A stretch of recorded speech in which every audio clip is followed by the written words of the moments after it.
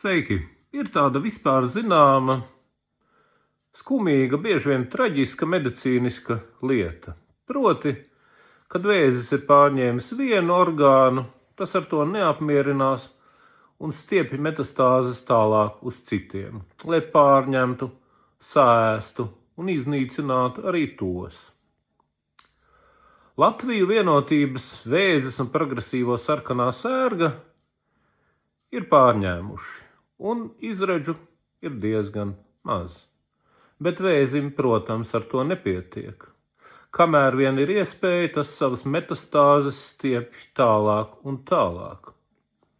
Un tā nu ir sanācis, ka par Latvijas eksporta preci ir kļuvuši, ticiet vai neticiet, eksperti. Vienotības vēža metastāzes, kas tiek stieptas tādu orgānu virzienā, kuriem ar imunitāti viss nav kārtībā, un kuros var vieglāk iesūkties un uzplaukt. Kurš gan nav dzirdējis par to, kā Mangāna koalīcijas valdība pagarināja pilnvaras civilējam ekspertam Krišam Ēlertam Ukrainā. It kā Ukrainai nepietiktu ar Krievijas iebrukumu, korupciju un vēl visādām nelaimēm, tad tai vēl vajadzēja Sarmītas Ēlertes un nezināmā Tētuka bandu bērnu. Lai tas tur lekni dzīvotu, labi ēstu un dotu padomus. Bet kur ir tur rodās? Un tuvākajās dienās Klopa madāmas valdība taisās lemt par vēl veselu virkni šādu pašu metastāžu. Interesanti, ka no jaunā saraksta pāris skaitās īpaši slepeni cilvēki, kas nav atklājami.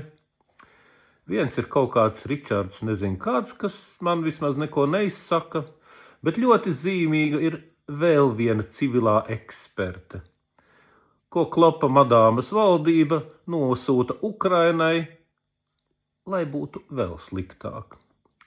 Šī civilā eksperte ir tāda Lolita Čigāne.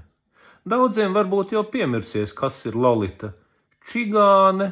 Atgādināšu, Lolita Čigāne ir pie rokas pieķerta kontrabandiste, kas pirms nepilniem pārdesmit gadiem tika pieķerta par to, ka mēģināja kontrabandas ceļā Latvijā ievest vairāk nekā 100 turku lakatiņu.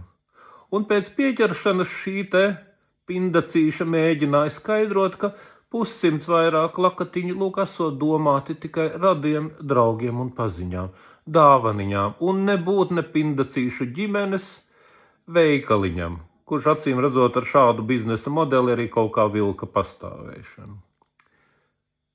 Ticiet vai neticiet, bet Latvijas valsts tagad kontrabandisti pindacīšu sūta uz Ukrainu kā civilā sektora reformu eksperti. Kontrabandiste Čigāne tagad dos, un kā saprotams jau dod, tagad šis termiņš vienkārši tiek pagarināts, dos padomus Ukrainas valdībai. Bail pat iedomāties, kādi būs šie padomi. Un godīgi sakot, man ir kauns Ukraiņu priekšā par to, kādi ļaudis, teikšu īsi atkritumi, tiek nosūtīti viņiem palīgos. Visu labu!